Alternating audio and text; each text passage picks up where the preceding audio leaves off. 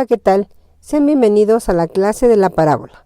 Vamos a comenzar definiéndola como el lugar geométrico de un conjunto de puntos que equidistan desde una recta fija llamada directriz a un punto fijo llamado foco. Vamos a separar el estudio de la parábola. Vamos a analizar primero el caso donde tenemos una parábola horizontal, lo que significa que esta parábola se abre sobre el eje horizontal de las X, tanto positiva como negativamente.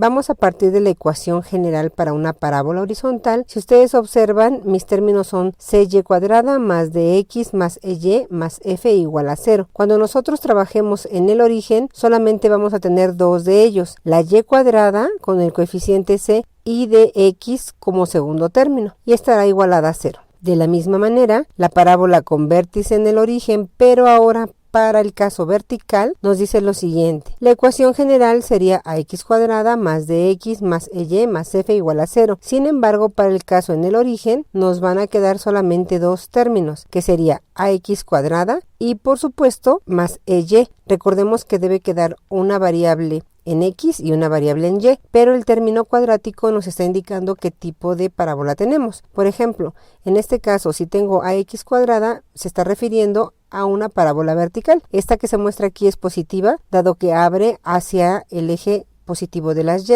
Ahora, en el caso de la parábola negativa, esta abriría hacia abajo, quedando abierta hacia el eje negativo de las y. Muy bien, vamos a analizar ahora sí puntualmente el caso de la parábola con vértice en el origen, pero siendo horizontal. Si ustedes observan, tenemos y cuadrada es igual a 4px. Ahora los parámetros de la parábola aumentan. Tenemos el foco que está en las coordenadas p, 0, el lado recto que es igual al valor absoluto de 4 veces por el parámetro p, la directriz que se encuentra en la posición x igual a menos p. En este caso es x porque estamos hablando de una parábola horizontal. Para eso tenemos dos casos. Si p es mayor que 0, tendremos una parábola positiva, y si p es menor que 0, una parábola negativa. Vamos a estudiar los parámetros de la parábola en este primer caso, que es el horizontal. Observemos que se tiene el parámetro vértice en el punto más alto de la parábola, y para este caso estamos en el origen. Posteriormente tenemos la ubicación del foco, que se encuentra a una distancia p del vértice, hacia dentro de la parábola y sobre el eje de simetría, que en este caso es el eje x. Llevamos dos parámetros, vértice y foco. Tercer parámetro sería el lado recto, y está definido como la amplitud total que tiene la parábola en una línea recta que toca dos puntos de la parábola y pasa por el foco. Entonces lo tenemos representado aquí con la línea rosa y corresponde a 4 veces el valor de p. Observen cómo es simétrico desde el foco hacia arriba y desde el foco hacia abajo. El siguiente parámetro es la directriz.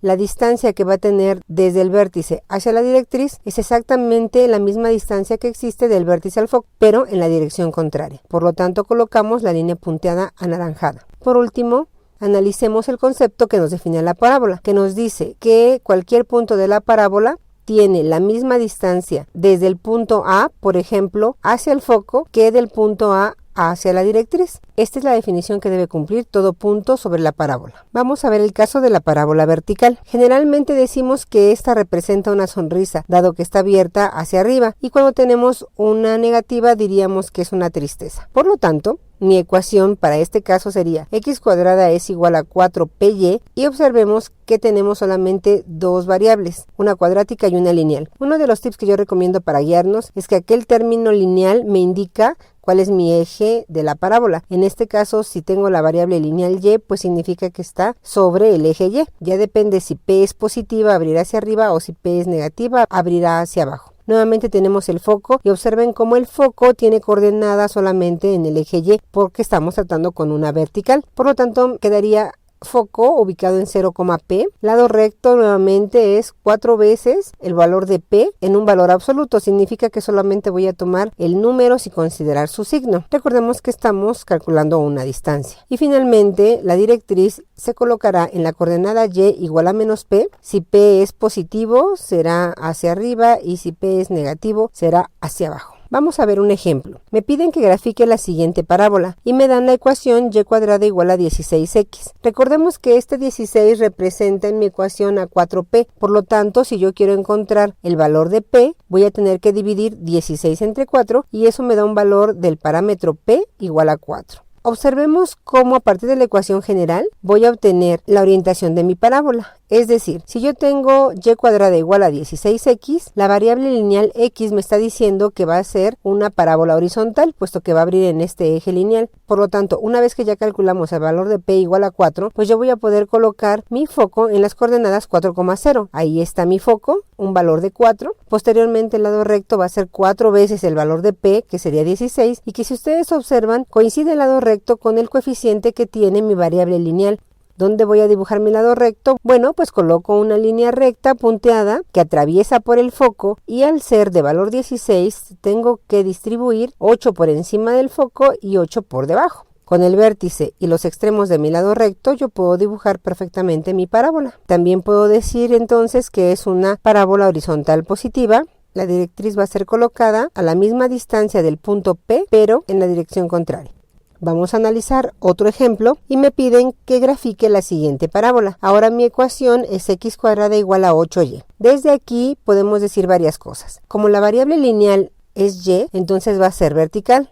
Mi lado recto va a valer 8, dado que el lado recto corresponde al coeficiente de y, que es 4 veces p. Esto me lleva a un parámetro igual a 2, dado que 8 dividido entre 4 me da 2, que es el valor de p. El foco, por lo tanto, va a tener coordenadas solo en la coordenada y me quedaría f en 0,2. Lo ubico en el plano y posteriormente, dado que el lado recto es 8, vamos a tener una sección recta que se dibuja en esta posición. 4 de cada lado para tener la simetría, y con el vértice y los extremos del lado recto puedo dibujar mi parábola vertical positiva. Ahí la tenemos, es una sonrisa. Pongámonos contentos porque ahora vamos a colocar la directriz. La directriz es una línea recta que dirige a la parábola con la posición completamente opuesta al foco, pero a la misma distancia del valor p. Entonces, desde el vértice cuento 4 unidades, bajo porque estamos en el eje y coloco mi directriz. Aquí tenemos la gráfica completa.